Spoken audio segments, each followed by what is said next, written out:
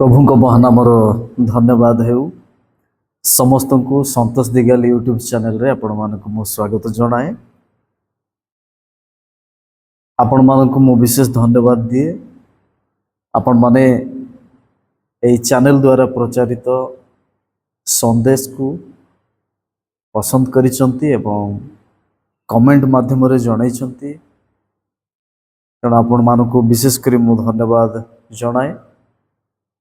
आपण मानकर परामर्श आपण मानकर कमेंट्स गुड़िक द्वारा माने उत्साहित हेउछु।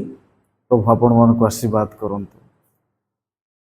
आज आउ एक गोटे छोट प्रसंग रे माने ईश्वरंकर वाक्य रो आलोचना करिवा ताहेला प्रार्थना प्रेयर। पृथ्वीर प्रत्येक लोक प्रार्थना संपर्क रे समाने जानी चंती। अल्प बहुत समस्ते प्रार्थना विषय जानी चंती कारण प्रार्थना ईश्वरंकर सहित जोगाजोग रखिबा। प्रार्थना हेउची ईश्वरंक सहित वार्तालाप करिबा। The prayer is communicate with God. प्रार्थना ईश्वर सहित जोगाजोग स्थापन करवा। तेणु प्रिय भाई भौणी माने आमने जदि जड़े व्यक्ति से जेकोसी जातिर जेकोसी वर्गर हुंतु कि जेकोसी धर्मर भी हुंतु जड़े जदि प्रार्थना करूना गोटे प्रार्थना विहीन जीवन काटुअछि तेबे से छात नथिबा घर सदृश। जदि घर भितरे विभिन्न सामग्री रही उपकरण अच्छी अत्याधुनिक सामग्री रही अच्छी मूल्यवान जिनस रही किंतु घरर जदि छात नाही ताहेले से समस्त नष्ट हेबार समस्त ध्वंस हो जीवो व्यर्थ हो जीवो। ठीक सही परी जड़े मनुष्य प्रार्थना विहीन जीवन काटिबा तार जीवन वृथा होता है। तेणु ईश्वरंकर सहित प्रत्येक समय जड़े मनीष समय बिताइबा आवश्यक। कारण ईश्वरंक सहित आमानकर जोगाजोग केवल प्रार्थना द्वारा होता है। जागतिक भाव में आमे किभली भाव रे जड़े मनुष्य आउ जन सहित कनेक्ट रोचे ताहा माने जानिछु किंतु जो आत्मिक ईश्वर स्वर्गर परमेश्वर जहाँ को कौन से मनुष्य आ से सामने देखि पारंती नहीं से अदृश्य परमेश्वर को जोगाजोग करवा केवल प्रार्थना द्वारा संभव होता है। तेणु यही प्रसंग रे जदि आमने आलोचना करुचे आमे एहा मध्य जानिबा दरकार जड़े व्यक्ति प्रार्थना करती किंतु से केउठारे करती। आमानकर चिंताधारा रे प्रार्थना करवा स्थान केवल चर्च रे मंदिर रे मस्जिद रे एई भली भाव रे गोटे लिमिट भाव रे आमे नेउछु। गोटे निर्दिष्ट स्थान रे आमान प्रार्थना करवा उचित बोली आमे भाबी नेछु। किंतु प्रिय भाई भौणी माने मु कहबाकू चाहे प्रार्थना निमंते कौन सी निर्दिष्ट स्थान नाही। आमने जदि देखिबा प्रथम विषय जे जड़े व्यक्ति प्रत्येक स्थान रे प्रार्थना करि पारिबे। प्रत्येक स्थान धर्मशास्त्र बाइबल आमान को कुहे प्रथम तिमोथी 2 अध्याय तार 8 पदरे मैन कैन प्रे एवरीवेयर। प्रत्येक स्थान रे जड़े व्यक्ति प्रार्थना करि थाए। कोई तो से कार्य क्षेत्र रे अछंती किबा से यात्रा करूचंती किबा से विभिन्न मॉल रे अछंती किबा से जंगल रे अछंती से मनीष जोठी भी थाउ निजर व्यक्तिगत ईश्वर सहित ଅଦୃଶ୍ୟ ପରମେଶ୍ୱରଙ୍କ ସହିତ ସେ ପ୍ରାର୍ଥନା କରିପାରିବ। ଯେଉଁଠି ମଧ୍ୟ ପ୍ରାର୍ଥନା ପାଇଁ କୌଣସି ନିର୍ଦ୍ଦିଷ୍ଟ ସ୍ଥାନ ନାହିଁ। ତାର ଅର୍ଥ ନୁହଁ ଆମମାନେ ପ୍ରାର୍ଥନା ନିମନ୍ତେ ଚର୍ଚ୍ଚ ଯିବାନି କିମ୍ବା ଅନ୍ୟ ଦେବାଳୟକୁ ଯିବା ନାହିଁ, ସେ କଥା କୁହାଯାଉ ନାହିଁ। କାରଣ ମୁଁ କହିବା ପାଇଁ ଚାହେଁ ପ୍ରାର୍ଥନା ଶ୍ରବଣକାରୀ ପରମେଶ୍ୱର ସେ ସର୍ବବିଦ୍ୟମାନ, ଇଜ୍ ଅମ୍ନିପ୍ରେଜେଣ୍ଟ, ସବୁ ସ୍ଥାନରେ ରହିଛନ୍ତି। ତେଣୁ ସେ ସବୁ ସ୍ଥାନରେ ଯେକୌଣସି ସ୍ଥାନରୁ ଜଣେ ପ୍ରାର୍ଥନା କରେ ତାହା ଈଶ୍ୱରଙ୍କ ଠାରେ ଗ୍ରହଣ ଯୋଗ୍ୟ ହୋଇଥାଏ। ଈଶ୍ୱର ତାହା ଶୁଣିଥାନ୍ତି। ପ୍ରିୟ ଭାଇ ଭଉଣୀ ମାନେ, ଆମେ ଯଦି ଦ୍ୱିତୀୟ ବିଷୟ ଦେଖିବା ଯେ ଜଣେ ବ୍ୟକ୍ତି ଗୁପ୍ତ କୋଠରୀରେ ମଧ୍ୟ ପ୍ରାର୍ଥନା କରିପାରିବ। ଗୁପ୍ତରେ ଥିବା ପରମେଶ୍ୱରଙ୍କ ସହିତ ଯୋଗାଯୋଗ କରିପାରିବ। ଦ୍ୱାର ବନ୍ଦ କରି ଜଣେ ବ୍ୟକ୍ତି ନୀରବ ଭାବରେ ବହୁତ କିଛି କାର୍ଯ୍ୟ କରେ। ସେ ନିଜର କମ୍ପ୍ୟୁଟରରେ ନିଜର ୱାର୍କ ଆଉଟ୍ କରେ କିମ୍ବା ସେ ମୋବାଇଲ ବ୍ୟବହାର କରେ କବାଟ ବନ୍ଦ କରି, କିମ୍ବା ଅନ୍ୟ ବିଭିନ୍ନ କାର୍ଯ୍ୟ ନୀରବ ଭାବରେ ଝରକା କବାଟକୁ ବନ୍ଦ କରି ସେ କରିପାରିବ। ଏକ ଶାନ୍ତ ପରିବେଶ ମଧ୍ୟରେ କୌଣସି ବାହାର ସାଉଣ୍ଡ ଆସୁନାହିଁ। ସେହି ସମୟରେ ମଧ୍ୟ ସ୍ଥିର ଚିତ୍ତ ଭାବରେ ନିଜର ମନର ଶାନ୍ତ ପରିବେଶରେ ସେ କ'ଣ କରେ? ପ୍ରାର୍ଥନା କରିପାରେ। ଆମେ ପ୍ରାର୍ଥନା ପ୍ରଥମେ ଦେଖିଲୁ ଯେ ସେ ସବୁ ସ୍ଥାନରେ କରିପାରେ ଏବଂ ଦ୍ୱିତୀୟରେ ସେ ଗୁପ୍ତ କୋଠରୀରେ ମଧ୍ୟ କରିଥାଏ। ପବିତ୍ର ବାଇବଲ ମାଥ୍ୟୁ 6:6 ଅନୁଯାୟୀ ବନ୍ଦ କୋଠରୀରେ ସେ ପ୍ରାର୍ଥନା କରିପାରିବ। କାରଣ ଈଶ୍ୱର ଯେ ଶୃଙ୍ଖଳାର ପରମେଶ୍ୱର, ପବିତ୍ର ପରମେଶ୍ୱର, ଭୟଯୋଗ୍ୟର ପରମେଶ୍ୱର, ତାହାଙ୍କୁ ଅତି ନମ୍ରତାର ସହିତ ସମ୍ମାନର ସହିତ ଆମମାନେ ତାଙ୍କ ନିକଟବର୍ତ୍ତୀ ହେଇଥାଉ। ପ୍ରତ୍ୟେକ ଭାଇ ଭଉଣୀମାନଙ୍କୁ ମୁଁ କହିବା ପାଇଁ ଚାହେଁ, ଯେତେବେଳେ ଆମମାନେ ଈଶ୍ୱରଙ୍କ ନିକଟବର୍ତ୍ତୀ ହେବା, ଯେତେବେଳେ ଆମମାନେ ପ୍ରାର୍ଥନା କରିବା ପାଇଁ ପ୍ରସ୍ତୁତ ହେଉଛୁ, ସେତେବେଳେ ଆମମାନେ ଦ୍ୱାର ରୁଦ୍ଧ କରୁ। ମୁଁ କେବଳ ଜାଗତିକ ଦ୍ୱାର କଥା କହୁନାହିଁ, ମୁଁ ଜାଗତିକ ଝରକା କବାଟ ବନ୍ଦ କରିବା କଥା କହୁନାହିଁ।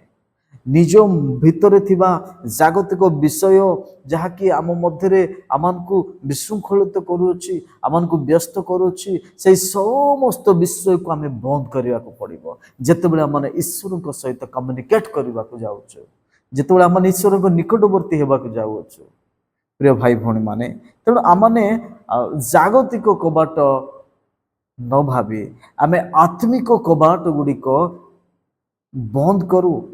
ଆମମାନେ ଆତ୍ମିକ କବାଟ ରୁଦ୍ଧ କରୁ। ଆମେ ଯୋଗାଯୋଗ ଜଗତ ସହିତ ବିଚ୍ଛିନ୍ନ କରୁ ଏବଂ ଯୋଗାଯୋଗ ଈଶ୍ୱରଙ୍କ ସହିତ ରଖୁ। ଏଇଟା ହେଉଛି ପ୍ରାର୍ଥନା।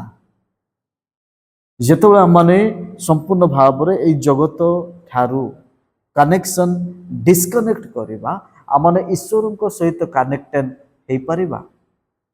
ପ୍ରିୟ ଭାଇ ଭଉଣୀ ମାନେ, ଏଥିରେ ଆମମାନେ ଦେଖୁ ଈଶ୍ୱରଙ୍କ ସହିତ ସମ୍ପର୍କ ଯୋଡ଼ିବା ବିଷୟ। ଏଥିରେ ଆମେ ଦେଖୁ ଯେ ଆମମାନଙ୍କର ପ୍ରାର୍ଥନା ଠିକ୍ ୱେରେ ହେଉଛି। ତେଣୁ ଆମମାନେ ପ୍ରତ୍ୟେକ ବ୍ୟକ୍ତି ଆମମାନେ ଈଶ୍ୱରଙ୍କ ସହିତ କନେକ୍ଟ ରହିବା ଆବଶ୍ୟକ। ଆମେ ପ୍ରାର୍ଥନାରେ ରହିବା ଆବଶ୍ୟକ। ଆମମାନେ ସବୁ ସ୍ଥାନରେ ପ୍ରାର୍ଥନା କରିପାରିବା ଏବଂ ମଧ୍ୟ ଆମମାନେ ନିଜର ଗୃହ ମଧ୍ୟରେ ପ୍ରାର୍ଥନା କରିପାରିବା। ତୃତୀୟରେ ଉପାସନା ସ୍ଥାନରେ ମଧ୍ୟ ଆମେ ପ୍ରାର୍ଥନା କରିଥାଉ। ୱର୍ସିପ୍ ପ୍ଲେସ୍, ୱର୍ସିପ୍ ପ୍ଲେସ୍ରେ ଆମେ ପ୍ରାର୍ଥନା କରିଥାଉ।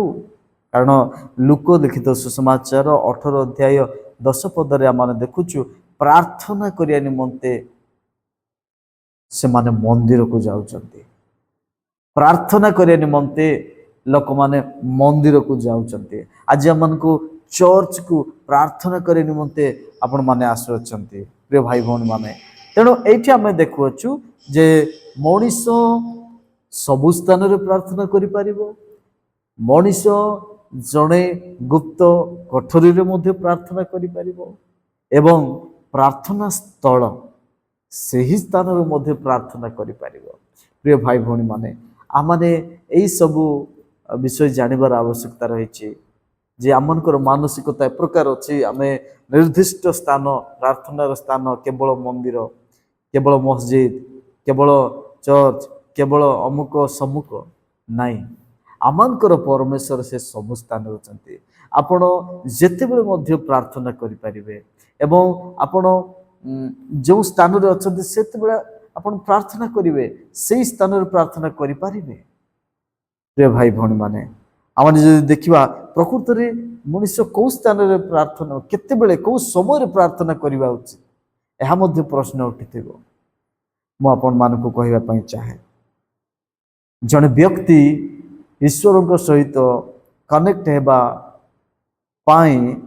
कौन सी निर्दिष्ट समय ना निर्दिष्ट समय ना ए प्रकार नुह जेमानकर परमेश्वर 24/7 व्यस्त अच्छा एंगेज अच्छी जपरी आम मैंने केतटी फोन कॉल्स एंगेज देखी था जिते आम फोन कर कॉल वेटिंग थाए एपरी आमर परमेश्वर सहित कनेक्टिंग कला बेले सेपरी कौन सी बाधा विघ्न ना परमेश्वर सब बेले मनुष्यर प्रार्थना शुणा निमंते कर्ण उन्मुक्त अच्छे जो भाई भौणी माने जे आमाने सब बेले प्रार्थना करवा आमर कर्तव्य बाइबल लोकलिखित सुसमाचार मुझे कहूली 18 अध्याय से सब बेले प्रार्थना करने विषय लिखा जाए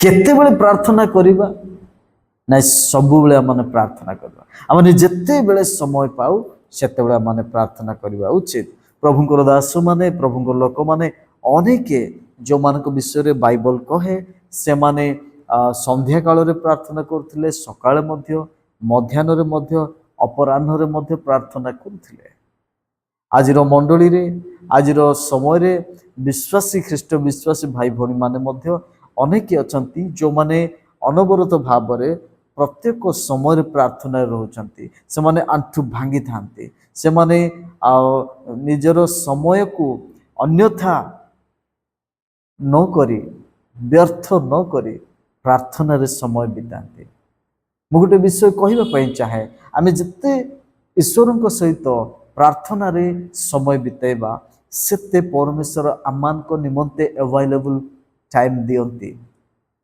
आमने सेतिकी नुआ नुआ प्रकाशन पाई थाउ प्रिय भाई भौणी माने प्रभु आमान को अनुग्रह करंतु जे प्रार्थना करिबा व्यक्ति भाव रे आमे निजको प्रस्तुत करि परिबा अनेकों जीवन रे प्रार्थना गोटे विपद प्रार्थना गोटे कष्टकर विषय होता है अल्प किछि समय पाई मध्य प्रार्थना निमंते समय पाई न थांती प्रिय भाई भौणी माने आमाने ईश्वरंकर अनुग्रह पाइथिबा प्रत्येक ईश्वरंकर संतान संतति बोलाउथिबा आमे प्रत्येक तांको सहित घनिष्ठता तांको सहित संपर्कर घनिष्ठता रे रहिबा दरकार तांको सहित आमाने प्रत्येक समय रे जोठारे मध्य आमाने जड़ित रहिबा आवश्यक आ गोटे कहवा पई चाहे जे केवल जने व्यक्ति प्रार्थना सबु बेले करिवो ताहा नुह कारण सबु बेले प्रार्थना करिबा उचित किंतु आमे मनुष्यटू आमानकर विभिन्न कार्य रही किंतु